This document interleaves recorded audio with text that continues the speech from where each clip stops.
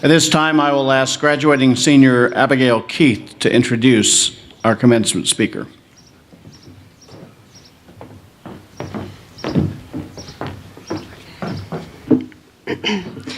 Dr. Craig McDonald was still new to the teaching profession when he joined the King University faculty in 1982, but he quickly became known on campus for his wisdom and exceptional abilities in the classroom. During a distinguished career that spanned more than 3 decades, he taught courses in composition, focusing on grammar and the fundamentals of good writing, and introduced students to Shakespeare through his enlightening classes in British literature. He grew up in Charlotte, North Carolina, and credits his parents for his strong Christian faith and love for learning. He briefly considered a career in the ministry, but was so inspired by teachers and professors that he decided to teach instead. He taught first at Glenville State College in West Virginia, then joined the King faculty. Although he left for a brief time to serve as headmaster at Solon's Academy, a nearby private school, he returned within 2 years to continue teaching at King until his retirement in December of 2017. When he speaks of his time at King, it is always with great affection for the students, co-workers, and friends who blessed his life with exceptional ability, wisdom, and godliness. Dr. McDonald holds degrees from Davidson College, the College of William and Mary, and the University of York. He enjoys reading, writing historical novels and poetry, remodeling homes, playing the cello, spending time with his children and grandson, and watching British mysteries with Karen, his wife of nearly 44 years. Please welcome today our commencement speaker, Dr. John Craig McDonald.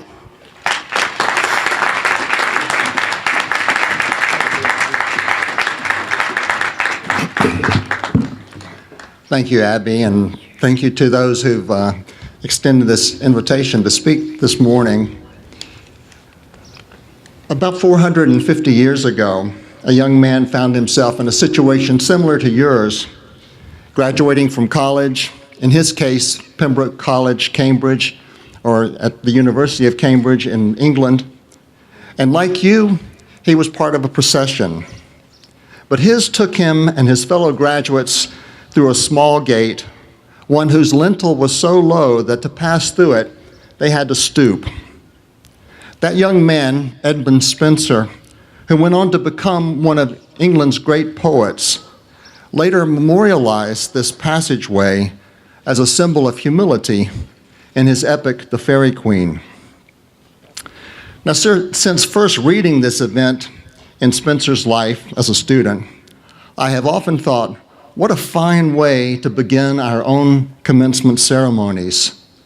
For all of us, students, faculty, administrators, trustees alike, to walk through such a gateway before we began our proud march around the Oval, to bow in humility and awe at the vastness of creation and at the knowledge we have only begun to glimpse.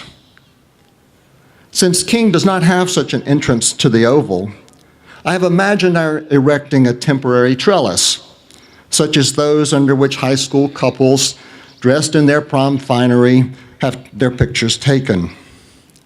But ours has adjustable legs. And as my vision unfolds, I see 2 members from facility services, say Debbie and Peanut, or Joy and Vince, each holding a leg of the trellis and charged with the duty of raising or lowering it according to the relative arrogance of the person passing through. For who perhaps are in a better position to judge our character and the size of our egos than these folks who have to clean up after us. In many ways, it's appropriate that members of the housekeeping and maintenance and groundskeeping staff would be the ones in this distinguished position I have imagined. They have, it is true, come to know us well over the years we have been at King. In many cases, they have become friends and confidants, caretakers of our spirits as well as our surroundings. And they, along with so many members of the staff and volunteers here at King, have been responsible for the huge task of transforming this Oval, a sleepy, even pastoral place just a few days ago, into an outdoor auditorium capable of seating thousands. In a short while, they will restore the oval to its former tranquility, as if you and I had never been here. They deserve some fun at our expense. And I take off my hat to them wherever they are this morning. Yes.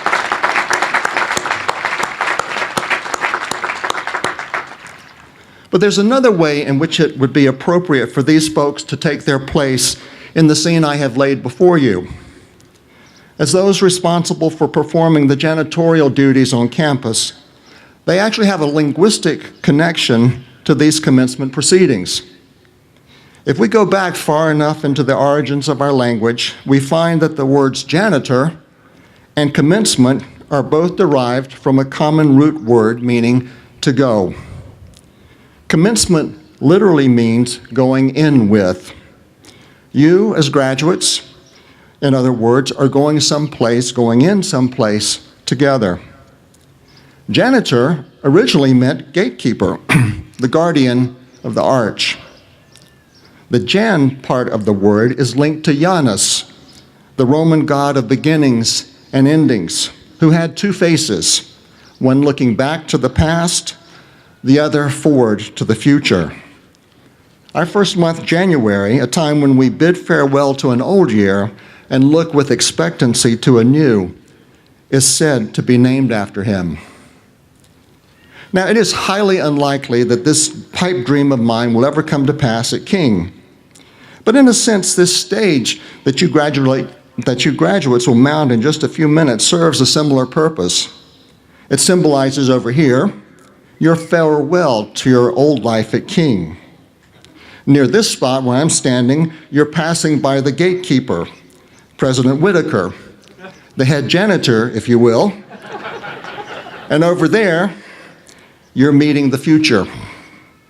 And all this hoopla, this ritual and pomp and circumstance is designed to give this moment in your lives a kind of weight and dignity, building up the suspense for your actual appearance on the stage.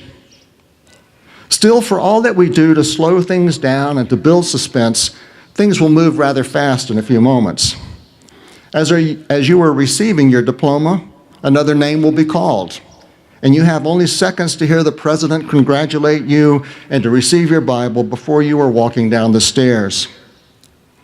To do it right, perhaps, we should slow things down even further, at the risk of extending the length of these proceedings by hours, maybe even days. What if, in following the example of Jesus, who at the Last Supper described himself as a teacher in the passage that Alan read so eloquently last night?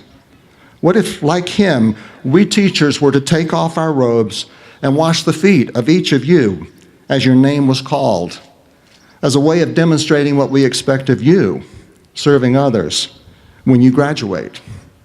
Or perhaps the president should take a longer time with each of you to say some meaningful words tailored specifically to you, recalling and praising your particular accomplishments and wishing you well in your choice of life.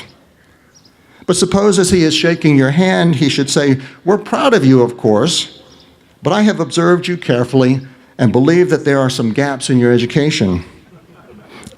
You haven't gotten all that we have here to offer you." And then, after spending the next little while detailing his observations, he might conclude, "So, we are keeping you here longer because you will profit from more time with us. We feel we owe it to you." There you are on the threshold of the arch, but not able to pass through.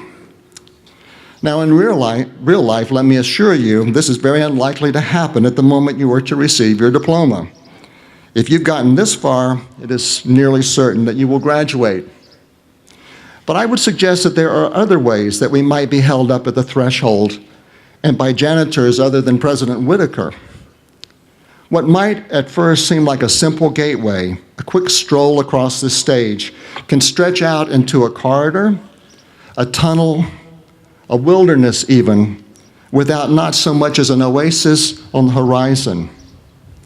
You might have a diploma, but no job or offers from graduate school or medical school or wherever. And it's off to mom and dad's basement. Not your own bedroom, since they have already converted it into an office, an art space, a yoga studio, or worse, given it to a younger sibling. Or you might have planned to walk off the stage into a future spent in the arms of someone dear to you, but he or she has broken things off. Or you didn't get the honors you expected. Or you, or a family member, or a friend might be ill and the prognosis is not good. There can be any number of janitors at the gate who will not allow you temporarily or permanently to step into the future, at least the one you dreamed of. If this is the case with you right now, you are not alone.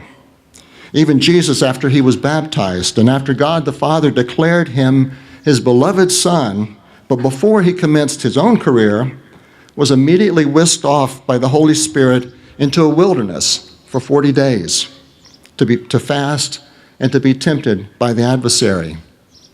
Later, when Jesus was transfigured on the mountain and met with Moses and Elijah, when again God declared him his beloved Son, what was it that he and these great figures from Jewish history were discussing? His crucifixion, the threshold or arch through which he had to pass to redeem the world. Gives you pause, doesn't it, about the privilege of being God's beloved. Now, I'm sure I don't have to tell you what these moments of waiting, of suspended or thwarted expectations are like, what shape they take, or how you feel. You will no doubt have experienced such already, even in your shorter lives, younger lives. Many of you, at least in the traditional program here at King, will have read St. Augustine's Confessions, a chronicle of his long and torturous journey to faith in Christ. I will impose on you just a little longer to describe one episode from my own spiritual autobiography, a wilderness I encountered early in my academic career. To teach at a college, as I felt drawn to do, it was necessary that I go to graduate school. And through a series of circumstances, my wife, Karen, and I made our way to England.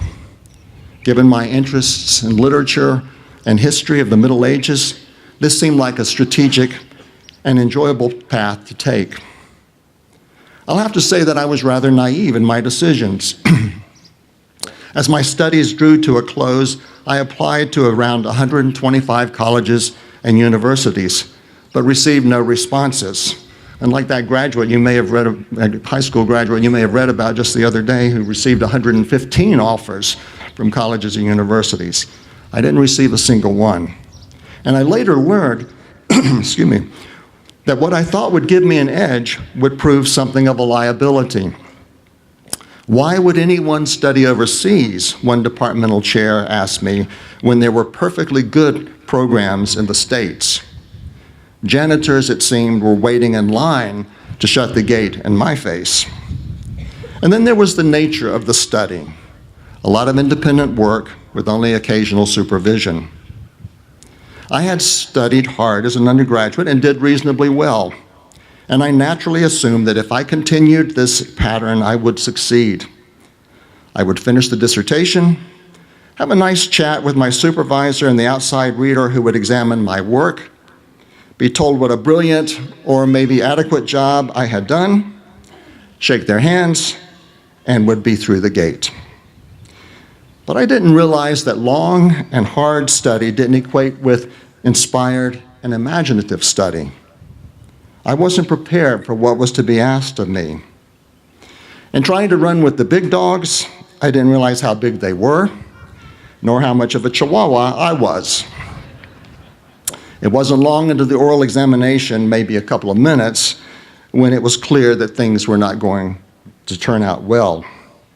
The janitor in that case, my external examiner, who was a foremost authority on the poet I had chosen to study, ferreted out every major weakness in my dissertation. And to continue with the metaphor, quickly began to mop the floor with me.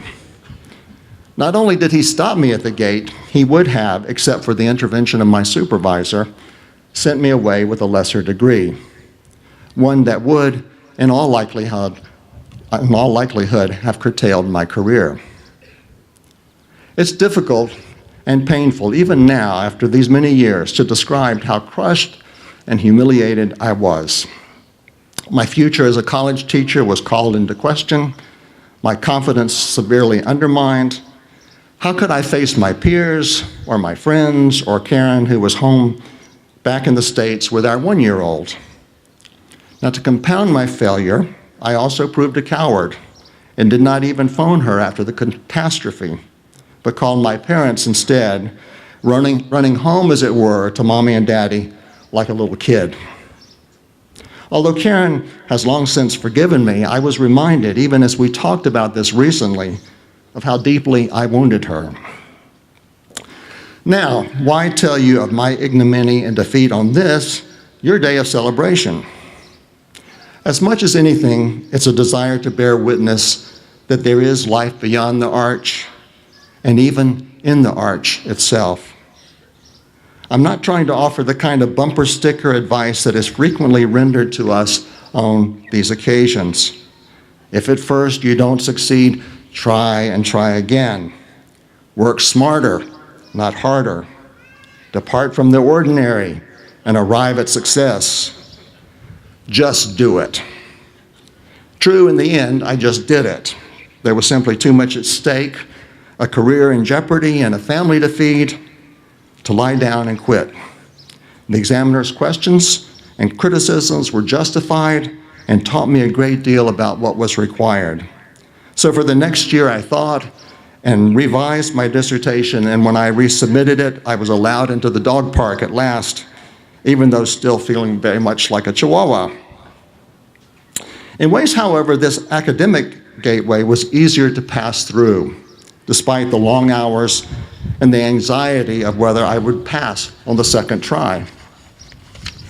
It was the other gateway, the spiritual one, that was a lot harder and took a lot longer to emerge from. For years, I was too ashamed to admit my failure to those who didn't know about it, especially here at King, where I was surrounded by so many bright and talented people. If they knew the truth, how could they continue to respect me as a colleague or teacher? But over the course of my career here, I learned that the long passage was not an obstacle to my future. It was an integral part of my future, and a blessed one at that. Upon my arrival at King, I was, as the junior faculty member in the English department, assigned to teach something way outside my field of expertise, the Shakespeare course. A frightening prospect, I'll have to tell you. But this is one of those unforeseen privileges that often falls our way. It proved over and over again to be my favorite class. And of the many things that I learned from that playwright, the most precious is this: our life's a miracle. Full stop. Regardless of how greatly we have failed, of how deeply we have sinned, of how low our fortunes have fallen, of how much we have been stripped of things, of friendships, of health, of status, our life's still a miracle. Your life's a miracle. This truth has been demonstrated to me over and over again in the forgiveness, love, and companionship of Karen, in the ministry of our children and of our families, of friends, a number of whom are sitting in the audience today, and of those students who over the years have sat where you sit, a ministry that has continued even after my retirement. And let me add, in the appearance of those from literally God only knows where, who have had a word to offer at a time I've needed it. All of these have been for me the voice of that beloved Son, Jesus the Christ, who is not just a gatekeeper, facing only two ways, the past and the future, but who embraces our past and future in his eternal present, and who walks with us through the gate, however long the distance. As you will have gathered, I owe Karen a great deal. She walked by my side in my failure. She was a comrade through my 30-plus years here at King. She has been the voice of much wisdom to me. As a sounding board for my reflections on this talk, she introduced me to a poem by Jan Richardson, no stranger herself to the painful wilderness. And although I entreated Karen to read it to you today, in fact, we toyed with the idea of just having a little conversation between ourselves, she declined. So I will read it on her behalf as a blessing we jointly would bestow on you graduates. It is entitled, Beloved is where we begin. If you would enter into the wilderness, do not begin without a blessing. Do not leave without hearing who you are, beloved, named by the one who has traveled this path before you. Do not go without letting it echo in your ears. And if you find it is hard to let it into your heart, do not despair. That is what this journey is for. I cannot promise this blessing will free you from danger, from fear, from hunger or thirst, from the scorching of sun or the fall of the night. But I can tell you that on this path there will be help. I can tell you that on this way there will be rest. I can tell you that you will know the strange graces that come to our aid only in a road such as this, that fly to meet us, bearing comfort and strength, that come alongside us for no other cause than to lean themselves toward our ear and with their curious insistence whisper our name, beloved, beloved, beloved.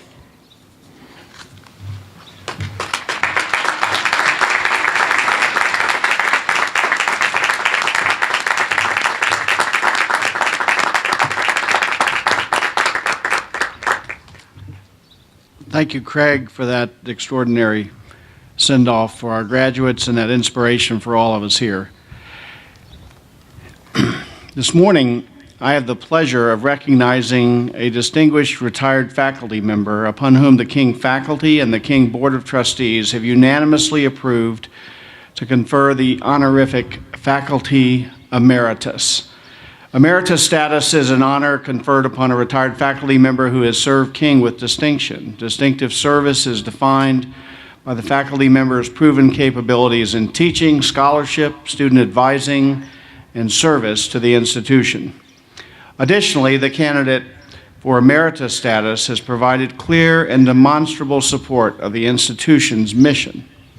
Dr. Craig McDonald embodies all these qualities, all these characteristics just mentioned. And it's with great pride and honor that we present to him today the distinction, the title of Professor Emeritus of English. Congratulations to our colleague, Dr. McDonald.